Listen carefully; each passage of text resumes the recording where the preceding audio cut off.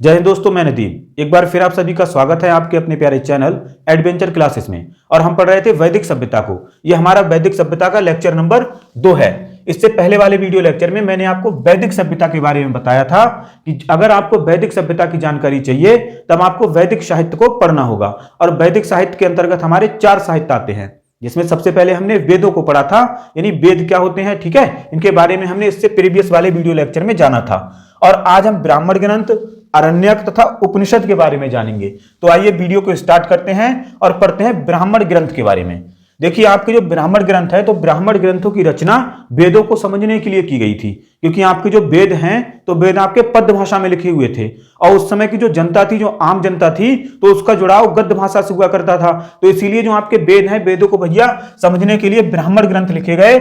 और ब्राह्मण ग्रंथों को ही क्या कहा जाता है, वेदों की गाइड कहा जाता है, क्योंकि ये वेदों को समझने के लिए लिखे गए हैं। और इनकी जो शैली है, कौन सी भाषा में लिखे गई है, गद्य। तो इनकी शैली क्या है, गद्यात्मक है और वेदों को समझने के लिए लिखा गया था, ये बता दिया मैंने आपको। अब ये जो वेद हैं, तो ये 4 वेद हैं। इन चारों वेदों के क्या है, अपने अपने ब्राह्मण ग्रंथ है, ठीक है। तो उन ब्राह्मण ग्रंथों को भी जान लेते कि भैया कौन सा ब्राह्मण ग्रंथ किसका, यहां से आपके क्वेश्चन बनते हैं। तो एक तरफ मैंने ब्राह्मण ग्रंथ लिखे हैं और यहां पर मैं वेदों के नाम लिखता जाऊंगा कि कौन से वेद का कौन सा ब्राह्मण ग्रंथ है। तो ऐतरेय और कौशिक की किसके ब्राह्मण ग्रंथ हैं, तो ये हैं आपके ऋग्वेद के ब्राह्मण ग्रंथ। किसके हैं भैया, ऋग्वेद के, ठीक है, ऋग्वेद हो गया आपका। और अगला है तैत्तरीय और शतपथ। तो तैत्तरीय शतपथ किसके हो जाएंगे, यजुर्वेद के। किसके हो जाएंगे भैया, यजुर्वेद के, ठीक है, यजुर्वेद के। और मैंने आपको बताया था कि जो यजुर्वेद है, तो यजुर्वेद की 2 शाखाएं, शुक्ल यजुर्वेद और कृष्ण यजुर्वेद। तो आपकी जो कृष्ण यजुर्वेद है उसका ब्राह्मण ग्रंथ कौन सा भैया, तैत्तरीय है। और जो आपकी शुक्ल यजुर्वेद है उसका ब्राह्मण ग्रंथ कौन सा है, शतपथ है, ठीक है। पंचविश, षड्विश और जैमिनीय, ठीक है। पंचविश, षड्विश और जैमिनीय किसके हैं, तो ये सामवेद के हैं भैया। किसके हैं, सामवेद के हैं। और जो आपका गौपथ है, ठीक है, गौपथ किसका है, आपका अथर्ववेद का है। किसका हो गया, अथर्ववेद का, ठीक है। अथर्वरीय कौशिक की किसके हो गए, ऋग्वेद के हो गए आपके। तैत्तरीय और शतपथ किसके हैं, यजुर्वेद के हैं। पंचविश हो गया, षड्विश हो गया, जैमिनीय हो गया, ये किसका है, सामवेद का है। गोपथ आपका किसका है, ये अथर्ववेद का। अरण्यक, तो इनकी रचना जंगलों में की गई थी, यानी अरण्यक जो है आपके, तो ये कहां लिखे गए भैया, जंगलों में लिखे गए। और इसमें देखने को क्या मिलता है, तो इसमें अध्यात्म व दर्शन का प्रारंभिक स्वरूप देखने को मिलता है, ठीक है। अध्यात्म व दर्शन का प्रारंभिक स्वरूप हमें कहां देखने को मिलता है, अरण्यक में मिलता है। और इनकी रचना कहां की गई है, जंगलों में की गई है। उपनिषद, उपनिषद का अर्थ होता है गुरु के समीप बैठकर ज्ञान प्राप्त करना। आपने देखा होगा प्राचीन काल में क्या होता था कि ये गुरु होते थे, गुरु बैठ जाते थे, उनके चारों तरफ क्या शिष्य बैठे हुए हैं। और उस समय ये जो लेखन पद्धति है ना, इसका प्रचलन इतना ज्यादा नहीं था जितना आज के युग में है ना, आज के युग में है। क्योंकि पहले क्या होता था, गुरु क्या है, उपदेश दे रहे हैं और बच्चों से ध्यान से सुन रहे हैं, यानी उनके शिष्य जो है वो ध्यान से सुन रहे हैं। और वो भैया सुनते सुनते ही क्या, उन चीजों को याद कर लिया करते थे। आज की तरह नोट्स बनाओ है ना, फिर उसका रिवीजन मारो, फिर उसे याद करो, ऐसा नहीं था।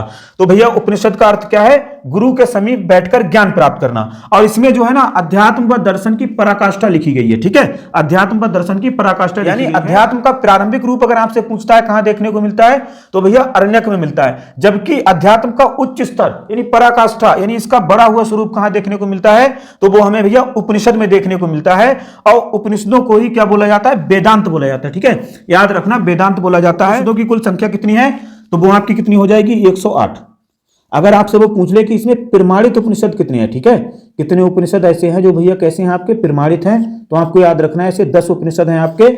और वो कौन से हैं, तो देखिए जो शंकराचार्य हैं, तो शंकराचार्य ने जिन उपनिषदों पर टीका लिखा है उन्हीं को क्या माना गया है, प्रमाणित उपनिषद माना गया है। और ऐसे 10 उपनिषद हैं आपके जिन पर शंकराचार्य ने भैया टीका लिखा है, ठीक है। तो आपके प्रमाणित जो उपनिषद हैं वो 10 हैं, लेकिन हमारी परीक्षा के पॉइंट ऑफ व्यू से जो भी महत्वपूर्ण है, आइए उनको एक बार हम देख लेते हैं। तो पहला आपका क्या है, बृहदारण्यक उपनिषद, ठीक है। अगर आपसे पूछता है भैया बृहदारण्यक उपनिषद क्या है, तो ये सबसे प्राचीन उपनिषद है, ठीक है। याद रखना भैया क्या है, सबसे प्राचीन, सबसे प्राचीनतम उपनिषद आपका कौन सा है, तो वो आपका हो जाएगा बृहदारण्यक उपनिषद। इसी में आपका याज्ञवल्क्य मैत्रेय संवाद और पुनर्जन्म सिद्धांत दिया हुआ है, ठीक है। आपसे पूछेगा कि याज्ञवल्क्य मैत्रेय संवाद या पुनर्जन्म सिद्धांत किस ग्रंथ में दिया हुआ है या किस उपनिषद में दिया हुआ है, तो याद रखना है कौन सा उपनिषद है, बृहदारण्यक उपनिषद। यही सबसे प्राचीन, सबसे पुराना, सबसे पहला कौन सा है, तो वो यही है आपका छंदोग उपनिषद, ठीक है। छंदोग क्या है, ये सबसे बड़ा है आपके जितने भी उपनिषद हैं, तो उसमें सबसे बड़ा कौन सा है, वो है आपका छंदोग उपनिषद, ठीक है, सबसे बड़ा।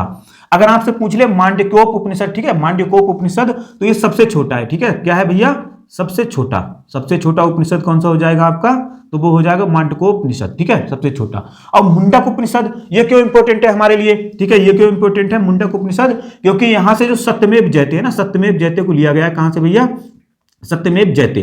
तो सत्यमेव जयते को कहां से लिया गया है, तो वो लिया गया आपका मुंडक उपनिषद से, ठीक है, मुंडक उपनिषद से लिया गया है। और इसका अर्थ क्या होता है, इसका अर्थ होता है सत्य की ही जीत होती है। और इसकी लिपि अगर आपसे पूछ ले कि इसकी लिपि क्या है, तो याद रखना इसकी लिपि कौन सी है, वो लिपि है आपकी देवनागरी, ठीक है। ये कौन सी उसमें लिखा हुआ है लिपि में, तो देवनागरी लिपि में लिखा हुआ है, देवनागरी। तो गाइस यहां तक हमारा वैदिक साहित्य था, जिसे हमने कंप्लीट कर लिया। अब आपके जैसे पुराण हो गए, स्मृतियां हो गई, वेदांग या शास्त्र हो गए, इनसे भी आपकी परीक्षाओं में क्वेश्चन बनेगा आपका, पुराण हो गया या फिर क्या होगी, स्मृतियां हो गई, कि इनकी संख्या कितनी है और इनमें सबसे प्राचीन कौन सा है, ठीक है, सबसे प्राचीन कौन सा है। तो जैसे आपका भगवत पुराण है, वायु पुराण है, विष्णु पुराण है, मत्स्य पुराण है, ये सभी क्या है, पुराणों के नाम है। और इनकी संख्या याद रखना कितनी होती है, तो 18 होती है, ठीक है। और सबसे प्राचीन कौन सा है आपका, तो सबसे प्राचीन है आपका मत्स्य पुराण, ठीक है, मत्स्य पुराण। स्मृतियां, तो स्मृतियों की संख्या अगर आपसे पूछता है, ये भी भैया कितनी होती है, 18 होती हैं। और अगर सबसे प्राचीन स्मृतियां आपसे पूछ ले, तो वो आपकी कौन सी हो जाएगी, मनु स्मृति, ठीक है, याद रखना कौन सी हो जाएगी भैया, मनु स्मृति हो जाएगी आपकी। वेदांग, जिन्हें हम शास्त्र भी बोलते हैं, इनकी संख्या कितनी है, 6 है। तो आइए इन्हें भी देख लेते हैं कौन कौन से होते हैं। जैसे आपका शिक्षा हो गया, शिक्षा, कल्प, ज्योतिष, व्याकरण, निरुक्त और छंद। तो ये 6 आपके क्या है, ये वेदांग है, कंफ्यूज नहीं होना, ये भैया क्या है, ये वेदांग है। जबकि इधर हमने पढ़ा था वो कौन था, उपनिषदों को ही वेदांत बोला जाता है, वो वेदांत है आपका, ठीक है। तो आइए वैदिक सभ्यता के देवताओं के बारे में जान लेते हैं कि इनके यहां पर कौन कौन से देवता थे। तो ये जो लोग हैं, यानी आर्य हैं, वो कैसे थे भैया, वो बहुदेववादी थे। यानी ये जो लोग हैं, इनके यहाँ एक देवता नहीं पाया गया है, इनके बहुत सारे देवता थे, है ना, ये बहुत सारे देवताओं को मानते थे, इसीलिए क्या बोला गया, बहुदेववादी बोला गया है। और देवता ज्यादा, देवियां कम, यानी इनके यहां पर भैया क्या है, देवता ज्यादा पाए गए हैं, जबकि देवियां कम पाई गई हैं। जबकि हमने सिंधु घाटी सभ्यता में देखा, तो सिंधु घाटी सभ्यता के लोग कैसे थे, वो भी बहुदेववादी थे, लेकिन उनके यहां पर जो देवता है, देवता कम हुआ करते थे और देवियां ज्यादा हुआ करती थी, है ना, देवियां ज्यादा हुआ करती थी। इसीलिए उनका जो समाज था, उसको हमने क्या बोला, उसको हमने मात्र सत्तात्मक समाज बोला था। जबकि इनका समाज हम आगे देखेंगे तो कैसा हो जाएगा भैया, पितृसत्तात्मक हो जाएगा, क्योंकि इनके यहां पर देवताओं की संख्या ज्यादा है और देवियों की कम है। ऋग्वैदिक काल में आर्यों के सबसे प्रमुख एवं प्रिय देवता, यानी अगर आपसे वो पूछता है कि ऋग्वैदिक काल में आर्यों के सबसे प्रिय या प्रमुख देवता कौन थे, तो वो याद रखना वो आपके कौन थे, इंद्र थे। कौन थे भैया, इंद्र थे। और इंद्र को ही इन्होंने क्या बोला है, पुरंदर बोला है, यानी पुरंदर शब्द किसके लिए आया है, तो वो इंद्र के लिए आया है। उत्तर वैदिक काल में आर्यों के प्रमुख देवता, यानी ऋग्वैदिक काल में तो आर्यों के प्रमुख देवता कौन है, वो इंद्र हैं, लेकिन उत्तर वैदिक काल में आर्यों के प्रमुख देवता कौन हो जाएंगे, तो वो हो जाएंगे आपके प्रजापति। कौन से, प्रजापति या फिर पशुपति, ठीक है, प्रजापति या फिर पशुपति। और पशुपति को ही क्या बोला जाता है, शिव बोला जाता है, ठीक है, शिव बोला जाता है। तो उत्तर वैदिक काल में भी आर्यों के प्रमुख देवता कौन हो गए थे, प्रजापति या पशुपति हो गए थे। जबकि ऋग्वैदिक काल में अगर वो आपसे पूछता है तब कौन है, तब इंद्र हैं। जमीन व आग के देवता, ठीक है, तो जमीन व आग के देवता कौन थे आपके, वो अग्नि थे, ठीक है, कौन थे भैया, अग्नि। आकाश व वायु के देवता, तो आकाश व वायु के देवता आपके कौन थे, वो थे आपके वरुण, ठीक है, याद रखना भैया कौन हो जाएंगे, आकाश व वायु के देवता आपके कौन हो जाएंगे, वरुण हो जाएंगे। और अंतरिक्ष के देवता, ठीक है, अंतरिक्ष के देवता इनके कौन थे, तो वो आपके थे सूर्य, ठीक है, सूर्य। इसी को क्या बोला गया है, तो सविता भी बोला गया है। क्या बोला भैया, सविता बोला गया। वेद का जो तीसरा मंडल है वो आपका सूर्य देवता को समर्पित है। तूफान के देवता, ठीक है, तूफान के देवता कौन थे, मारुत, ठीक है, क्या नाम है भैया, तूफान के देवता मारुत, ठीक है, मारुत थे। और सबसे क्रोधित देवता, तो सबसे क्रोधित देवता कौन थे आपके, रुद्र। तो आप देख रहे हो इनके कितने सारे देवता हैं, इसीलिए इन लोगों को क्या बोला जाता है, बहुदेववादी बोला जाता है। ऋग्वैदिक काल में पशुओं के देवता, यानी जो ऋग्वैदिक काल है आपका, तो उसमें भैया पशुओं के देवता कौन थे, वो आपके थे पूषण, ठीक है, क्या नाम है भैया, पूषण, ठीक है, पूषण।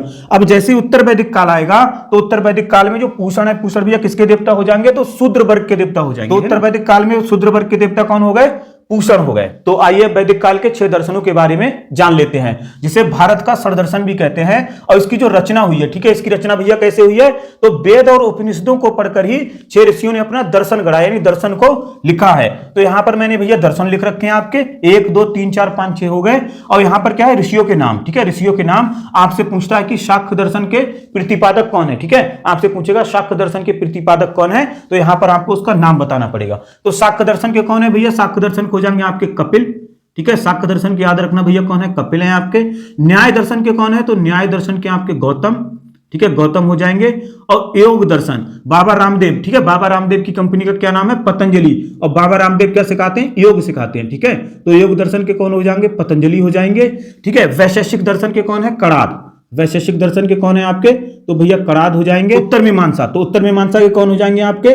बादरायण हो जाएंगे, ठीक है, बादरायण हो जाएंगे। और पूर्वी मीमांसा के कौन है आपके? जैमिनी है।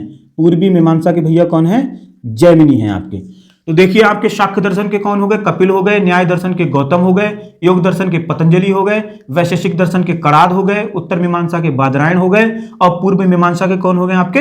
जैमिनी हो गए। तो गाइस आज की वीडियो को हम यहीं तक रखते हैं। इसके जो अगले वाली वीडियो है तो उसमें हम वैदिक काल की राजनीतिक स्थिति, वैदिक काल की सामाजिक स्थिति, साथ ही साथ ऋग्वैदिक काल की नदियों के बारे में जान रहे होंगे। तो आई होप गाइस वीडियो आपको पसंद आया होगा। अगर वीडियो पसंद आए तो वीडियो को लाइक करें, चैनल को सब्सक्राइब करें। इसी के साथ मैं नदीम लेता हूं आप सभी से विदा। मिलते हैं नेक्स्ट वीडियो में। जय हिंद, जय भारत।